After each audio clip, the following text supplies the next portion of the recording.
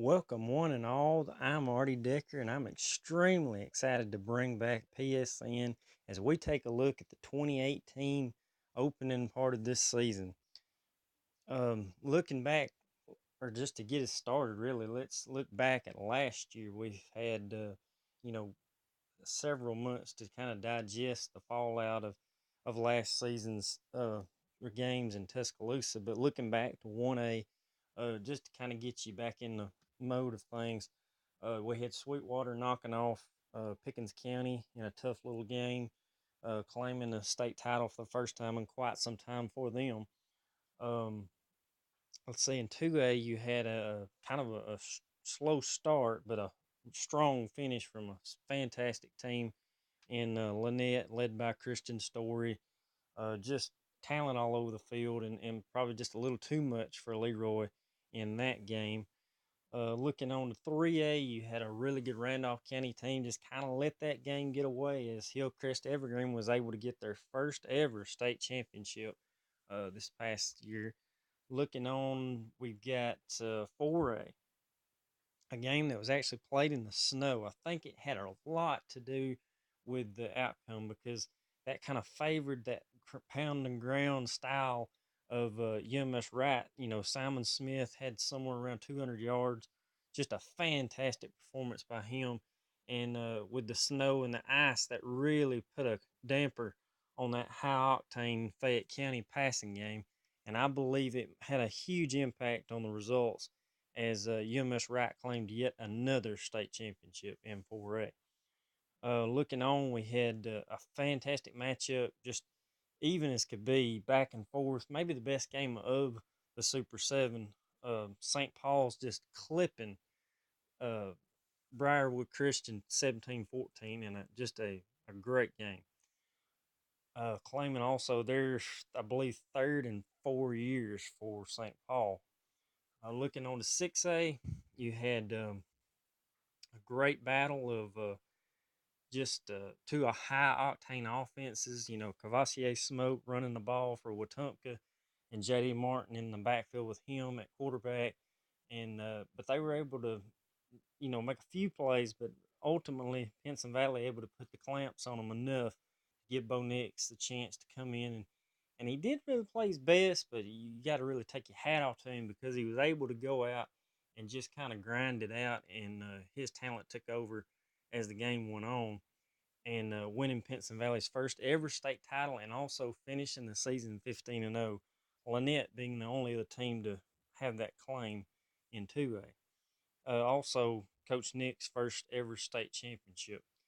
You know, just I hate to say it, but I told you so. I was on that bandwagon all season long last year. Just so many weapons. Good little running back, good wide receiver, and of course, Bo Nix just gets better game in, game out, and has just a monster future ahead of him.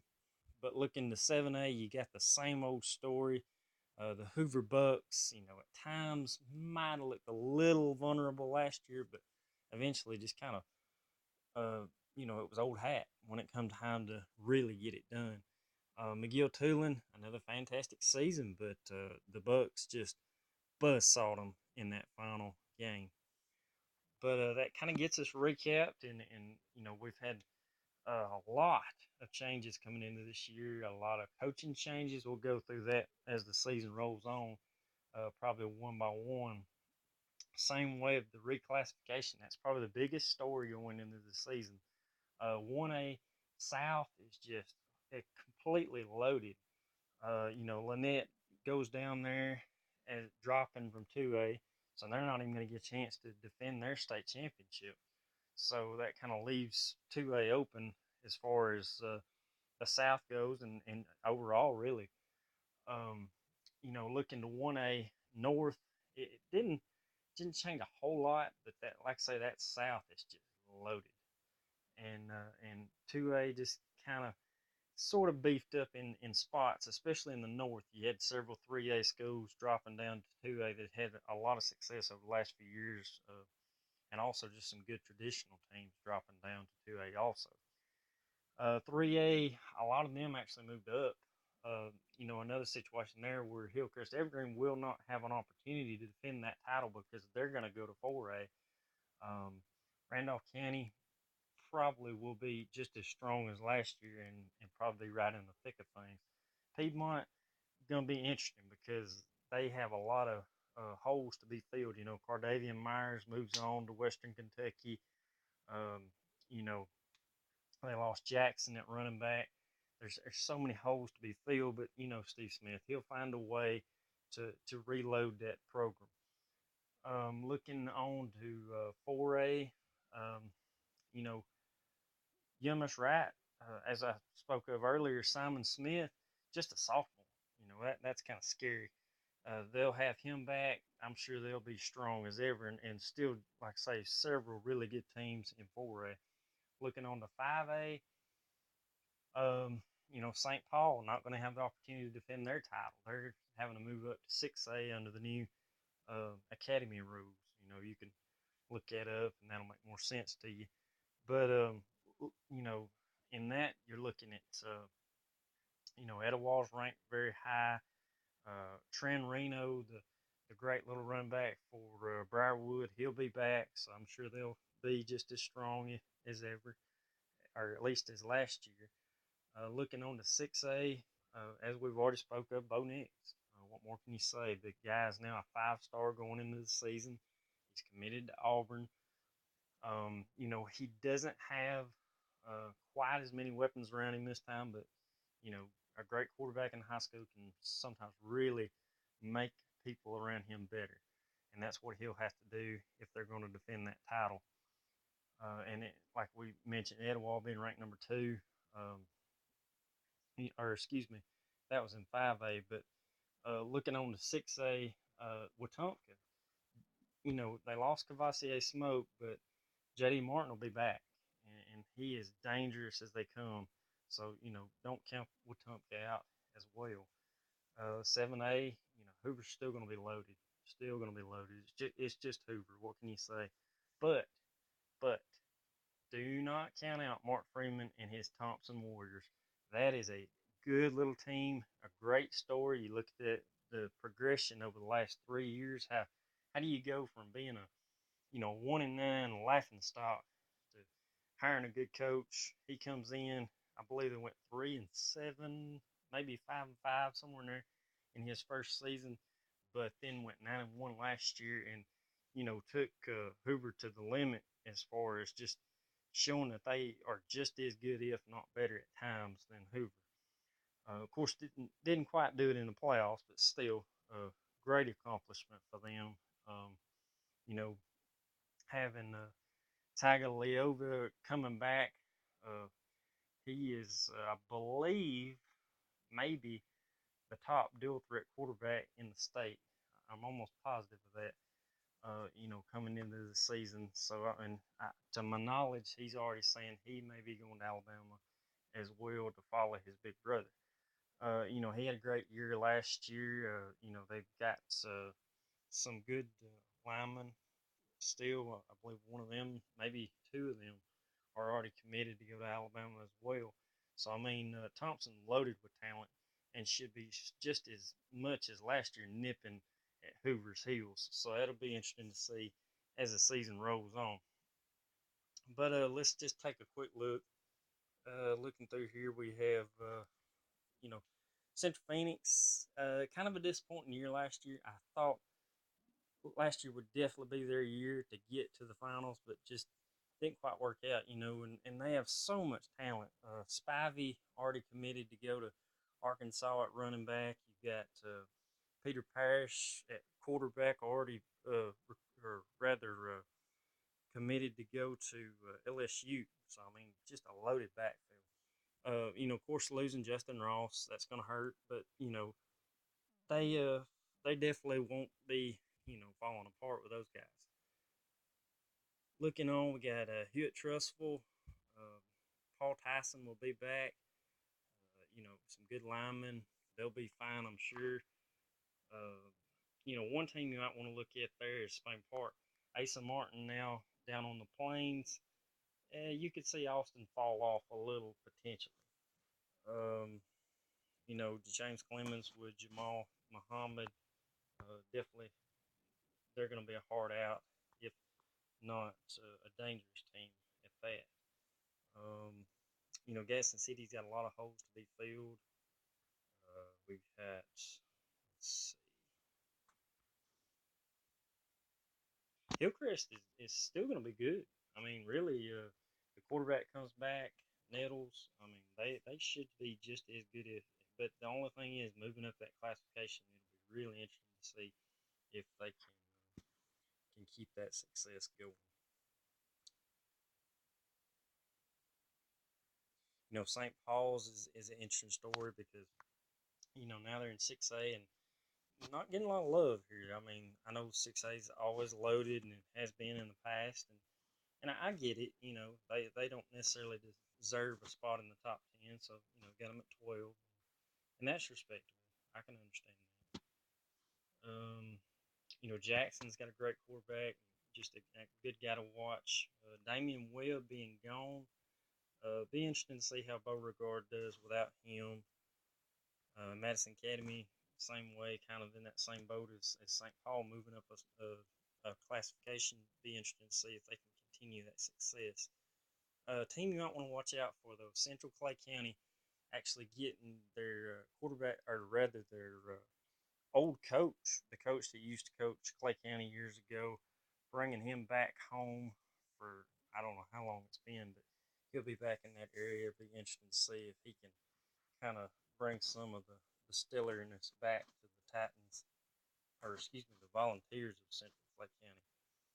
Looking on, we have Post Bluff. Will be an interesting story. They lose a lot off the last 2 years that they've had.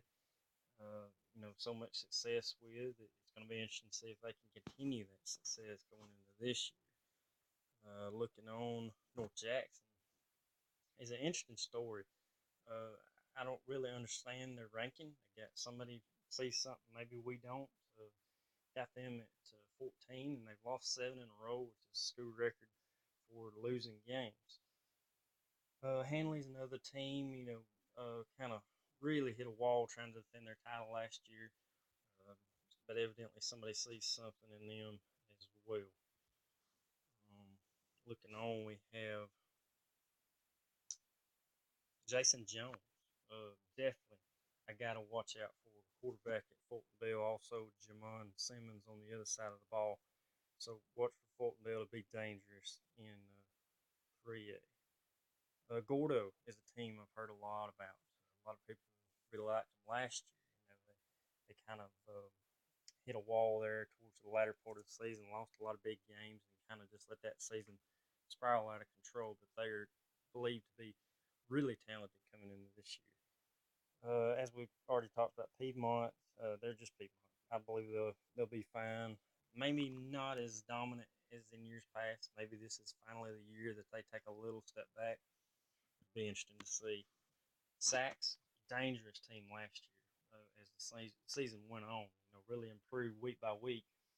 Uh, a lot of that's going to come back. So they're a team to watch out for. St. James, dangerous team.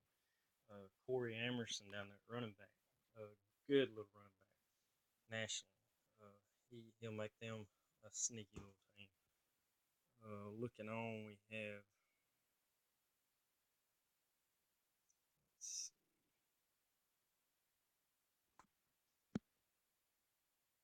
Real moving into 2A will be very interesting to see because I've heard a lot of good things about them, or rather, they've been in 2A. Ohatchee moving into 2A is actually the story I was referring to. They're had a lot of success over the last few years, and be interesting to see if they can continue that at a lower classification and really magnify it. Realtown, as we said earlier, they've a lot of buzz around that team. Had a decent little season last year, kind of built over the last 2 or 3 years. Trying to get back to where they once was, and evidently somebody sees something in them because they got them at number 6. Celigent, a team it'll be interesting to see because had a lot of success last year being runner up in the North. But losing the quarterback it's going to be interesting to see because he was a big part of what they were doing. So, they could definitely have a fall off. Luverne going into 2A is a really interesting deal because, Luverne traditionally just a good football program in 3A. So, I mean, if they can continue that success, it'll definitely be more so in 2A. Five is just five. I think you're going to see a lot of what you saw last year. The offensive line not as dominant, um, so it'll be interesting to see if Benefield can reload and keep them rolling. Um, North Sand dropping down to 2A, very consistent winner over the last 2 to 3 years in 3A, dropping back down to 2A where they've also had success about 4 to 5 years ago. Uh, could be a dangerous little team to watch. Um, Cedar Bluff, big year for them, moving up to 2A. You know, so much has always been said about them in 1A. They just kind of coast. They won't be no coasting. They're going to have to actually play well week in, week out if they're going to be successful at that 2A level. Looking on, we have Collinsville, dangerous little team. We'll get to that later. Um, you got Lynette, obviously being number one in 1A, having been defending champion 2A. Number two, the defending champ. Like I say, just so loaded there at the bottom. St. Luke's is another team to watch out for. Jermaine Brown, if you haven't seen his numbers, they're ridiculous. He is, I believe, just a junior coming back this year, uh, having played quarterback for the first time last year. So, I mean, they were, high octane in 2A, and it should be just the same. As I've said, 1A is so loaded, especially that South. So it's going to be extremely interesting to watch. And of course, you got that old mainstay, King of the Hill in the South until last year, Maplesville. They ain't going nowhere. They're going to be right there. Brantley in the same boat. And then Elba, usually a 2A power moving down to 1A. Yeah, that's definitely something to watch as the season rolls on. Faultville was a good little team in 2A. I expect the same thing in 1A. Definitely, Wadley could be a team that could take a step back. Drake finally, Quavian Drake finally graduated last year. It'd be interesting to see if they can reload and continue the success that they've had.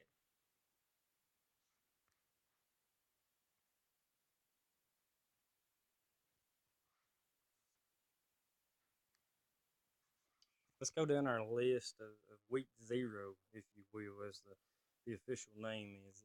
I mean, you're going to have several teams in Jamboree mode. You're going to have a majority of the teams actually in Jamboree mode, but you will have some that will start this week. And these are your games for this week that you should keep an eye out for. Looking here, Clay Chalkville taking on that Griffin, Georgia team will be an interesting story. Clay Chalkville having kind of surprised some folks last year, making it to the final in the North in 6A. So it'd be interesting to see if they can maintain that success going forward. Fayette County taking on Gordo. That's a great matchup. You got number three, I believe, in 4A taking on number three in 3A. Just a great matchup, as we already spoke of. Gordo with a lot of high expectations, and Fayette County possibly could drop off a little bit, having lost some from last year. Looking on, we have, let's see,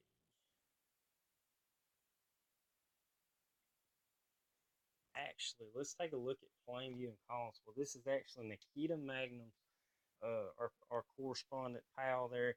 His game of the week to keep an eye on Plainview going into Collinsville. I love this matchup because, or rather, Plainview in their spring jamboree, had some issues.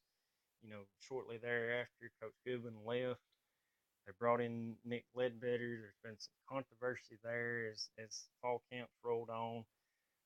It's going to be interesting to see if they can kind of, you know, throw all the turmoil aside and get these kids ready to play because, they lose a ton of skill players coming into the season. So they got a lot of guys they need to fill some holes with. Andrew McLaughlin, to my knowledge, is probably going to be your starter going into this year as they roll into Collinsville. Collinsville, on the other hand, they're just I mean at the their jamboree in the spring, you know, basically the county jamboree, if you will. To me, personally, I thought they were the most impressive of any team I saw in that jamboree. Like I say, you can take it for what you want. Some people say people coast. I don't know, but they look good to me. Caleb Jones might be the best player in the county.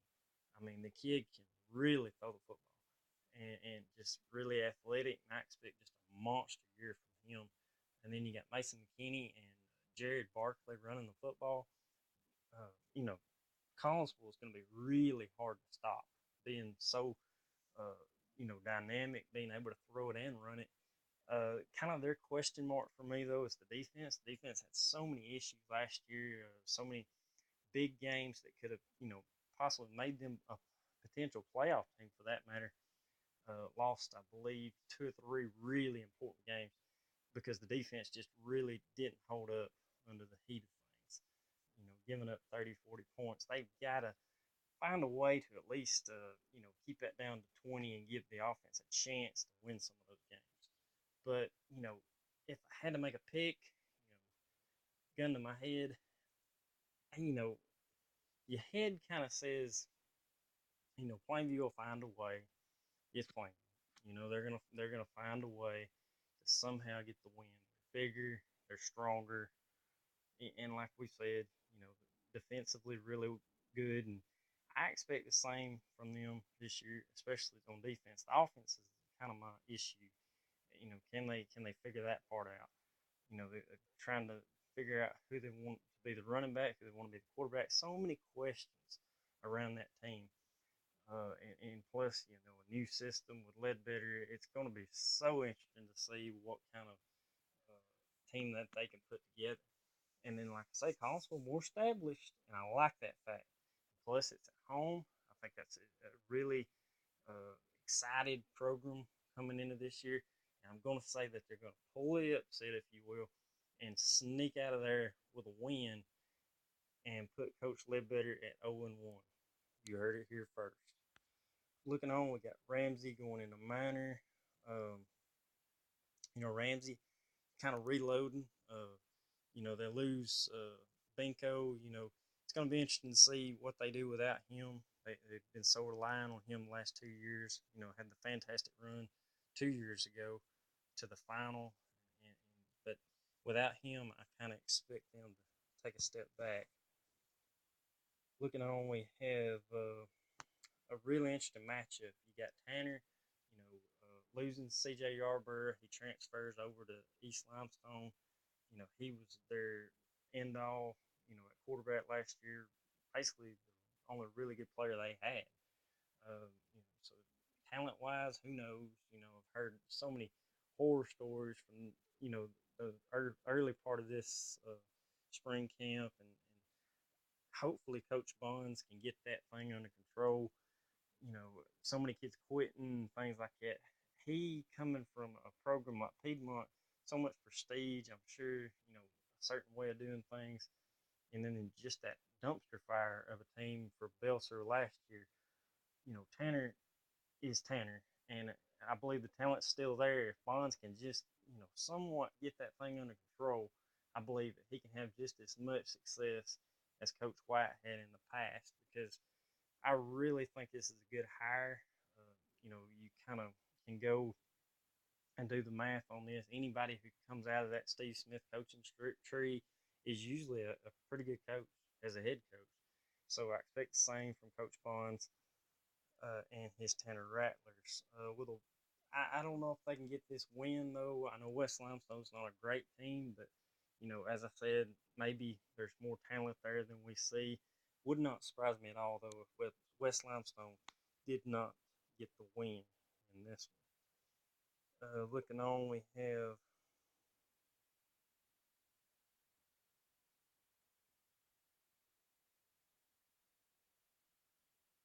a really interesting matchup as we were talking about earlier. Coach Freeman and his Thompson Warriors taking on James Clemens, Jamal Muhammad, I believe committed to Vandy at quarterback.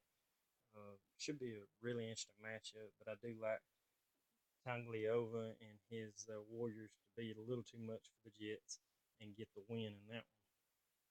He got Fort Pangolin and Pell City. Coach Ettridge actually left Pell City. It'd be interesting to see if they can continue the success they've had over the last few years with him, without him. Personally, I don't think so. I like Coach Elmore and his Cats to go down there and get a win in this one. Looking on, we have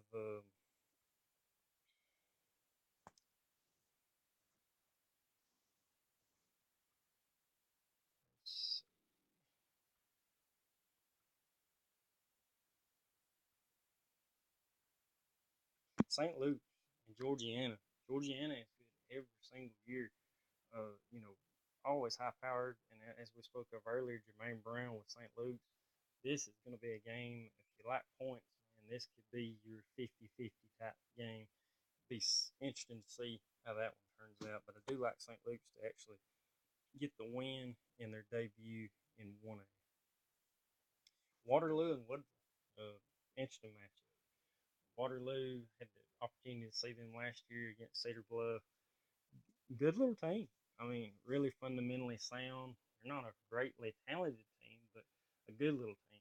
Almost pulled the upset out there in that one.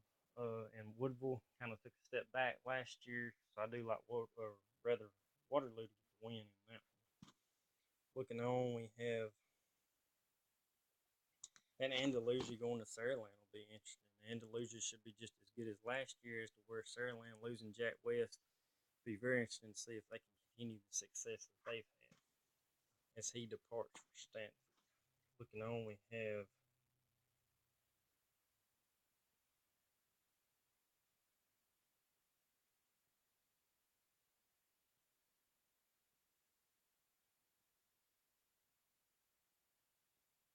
not a lot of great matchups, to be honest with you. But let's take a look at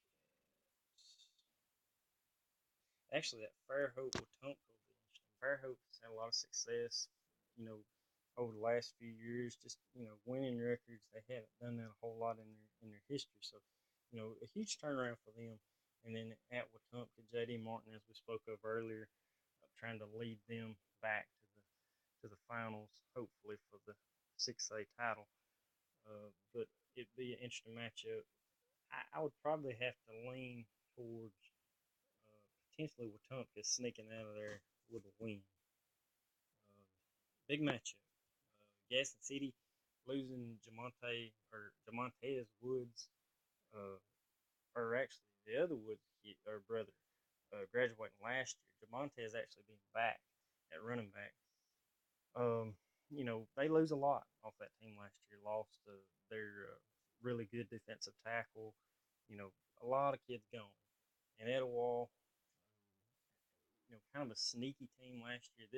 This time around, they're going to get the recognition that they didn't get last year. Be interesting to see if they can continue to build on that with that kind of spotlight on them. Um, I would have to probably say though that Gaston City will find a way to win this thing, but I do expect it to be tight, and Etowah to have a fantastic chance of pulling the upset in this one. Looking on, we have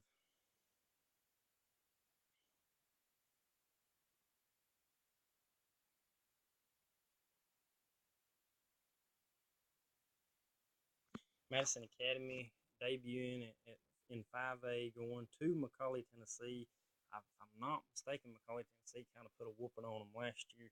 Be interesting to see if Madison Academy can make it interesting this year, if not win it.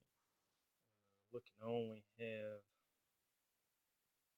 North Sand Mountain, the Bison, trying to make the transition back down to 2A, making their debut of the season going into Dade County. Fantastic game last year. I believe scored with less than a minute to go to get that win over Dade County. 2 years the same way. Always a close game. Uh, haven't heard a whole lot about Dade County. I have, you know, North Sand Mountain looked pretty. I didn't personally see it, but from what I've heard, looked pretty good in the spring game versus Plainview. So I like them to have just enough to get another sneaky little win over Dade County in that. Looking on, we have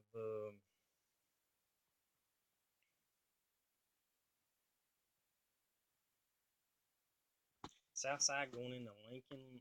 Southside by 12. Good little running back. Keep your eye on him. I think they can put it together and probably put a good little beating on Lincoln in this one. Celigent going into Berry. Be interesting to see how Celigent, like I say, responds off such a fantastic year last year. UMS Wright going into St. Paul's. Uh, Great little game potentially there. Uh, both being state champions last year, 4A and 5A respectively. Um, but I would say St. Paul's would probably be a little too much for them and get the win in that one. As we talked about earlier, Lynette Valley coming in there. Valley's not usually that great, and don't expect them to be this year. And probably a blowout win for the Panthers in that one. Westbrook Christian rolling into Coosa Christian. A local battle. Westbrook's supposed to be better. Coach Mintz comes over from Raglan. Coach Mintz has always had a lot of success everywhere he went, really. Uh, so I expect him to do some things at Westbrook. And Coach Woods, last few years, definitely improving year by year. Uh, Lipscomb at quarterback. You know, they're going to be something to deal with, but I don't think they got enough for Westbrook, and I like the Warriors to actually get the win in that one. Looking on Westminster going to DAR, be a great little matchup. Both teams improved so much over the last few years. Probably have to lean toward DAR in that one. Not listed, you'll see the Battle of Scarum Creek. You got Coach Walter Penny's Bulldogs taking on Crossville. Crossville losing Miles Holcomb. He actually takes a job down at Hoover as an assistant. You know, be so interesting to see what Crossville does this year because losing Jolly to graduation. Also, Blanton Jones just a monster year last year at quarterback. He's also gone. This is a dangerous year for Crossville because they could definitely take a huge step back potentially. Be so interesting to see what they bring to the field in 2018. Waldrop and company, they look pretty solid at the Jamboree. I expect, basically the same thing and probably gonna go ahead and get a early win over the Crossville Lions in this one. Also, you have Pinson Valley going into Hoover. Uh, this was actually Brock Bennett's game of the week. Keep eye on another correspondent of ours. Um, as we've said earlier, Bo Nix, 5-star quarterback, fantastic player. Taking on just a powerhouse in Hoover. You got George Pickens actually ranked in some, uh, recruiting basis as the number one player in the state at wideout. You know, just a big, tall, sure-handed receiver. So hard to cover, definitely at the high school level. And then, of course, at running back, you have McCannon, who had a great little year off the bench last year. They expect him to, definitely take over where Devontae Brackett left off.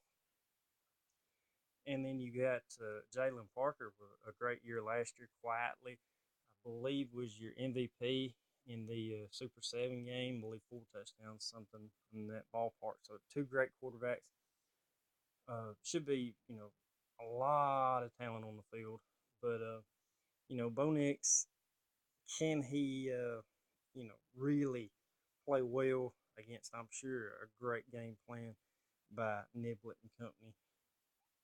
I don't see him having enough in the tank, even as great as he is, to knock off Hoover in this one. Looking basically at the first week of the season, a lot of jamborees, a lot of debuts. Week 0 is what it is. You know, you can call it official, call it whatever you want to call it, but it should just be an interesting week. We're back to football. What more can I say? That's exciting in itself. But I'm Artie Decker. This is PSN, and I'm signing off saying just save me a spot on the fence, and we'll be back next week. God bless.